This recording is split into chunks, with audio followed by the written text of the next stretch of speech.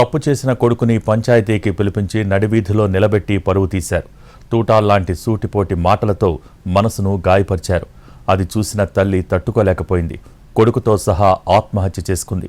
సంగారెడ్డిలో జరిగిన ఈ ఘటన కలకలం రేపింది. 4న సంగారెడ్డి జిల్లా చింతకుంటలో ఓ ఫంక్షన్ జరిగింది. దీనికి సంగారెడ్డి నుంచి బంధువులు వచ్చారు. అయితే భోజనాలు అయిన తర్వాత చూస్తే వారు వచ్చిన ఆటో కనిపించలేదు. చుట్టుపక్కల వెతికారు. పోలీసులకు కంప్లైంట్ ఇచ్చారు. అదే గ్రామానికి చెందిన శ్యామ్ ఆటోను దొంగిలించినట్లు తేలింది. దీంతో గ్రామ పెద్దలు అతనికి 5 లక్షల జరిమానా విధించారు. తర్వాత అందరూ అతన్ని దొంగ దొంగ అంటూ పిలవడంతో శ్యామ్ తల్లి తట్టుకోలేకపోయింది. పంచాయతీ అయిపోయిన తర్వాత కొడుకుతో బైక్ మీద ఇంటికి బయలుదేరింది. మధ్యలో మంజీరా బ్రిడ్జి వద్ద బైక్ ఆపమని చెప్పింది. తర్వాత బాలమణి నదిలో దూకి ఆత్మహత్య చేసుకుంది. దీంతో కొడుకు శ్యామ్ కూడా నదిలో దూకేశాడు. గజ ఎతగాళ్లతో గాలించగా 2 మృతదేహాలు బయటపడ్డాయి. దీనిపై శ్యామ్ తండ్రి పోలీసులకు ఫిర్యాదు చేశాడు. చింతకుంట గ్రామ పెద్దలు అవమానించడంతోనే భార్య కుమారుడు చనిపోయారని ఆరోపించాడు. రంగంలోకి దిగిన పోలీసులు 7గురిపై కేసు నమోదు చేశారు. ఈ చింతకుంట గ్రామానికి చెందిన ఈ మౌలానా అనే ఒక అల్లుడు సలీం అనే అతను సంగారెడ్డి జిల్లా నుంచి వాళ్ళ భార్యను తీసుకెళ్ళడానికి అత్తగారి ఇంటికి వచ్చినాడు. సంగారెడ్డి నుంచి చింతకుంటకు వచ్చినాడు.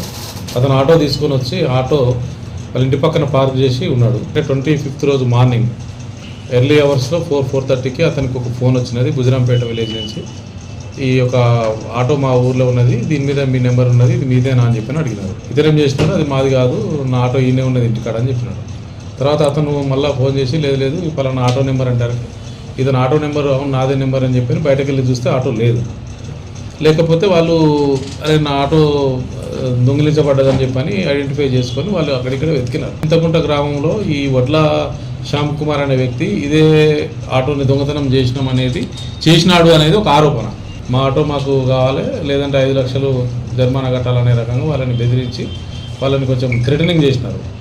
ఆ థ్రెటనింగ్ విలేజ్లో కొంచెం వాళ్ళకు ఇన్సల్టింగ్ ఫీల్ అయిపోయినారు. చాముండేశ్వరి టెంపుల్ దగ్గర ఉన్న బ్రిడ్జి మీద నుంచి వాళ్ళు 26th రోజు ఈవినింగ్ 5:30 ఆ టైంలో దాన్ని జంప్ చేసి ఆ మంజీరా నదికి సంబంధించిన వాగులో వాళ్ళు దూకినారు. ఒకే కుటుంబంలో తల్లి కొడుకు చనిపోవడంతో గ్రామం విషాదంలో మునిగిపోయింది. పెద్దలు ప్రవర్తించిన తీరుపై అంతా దుమ్మెత్తిపోస్తున్నారు.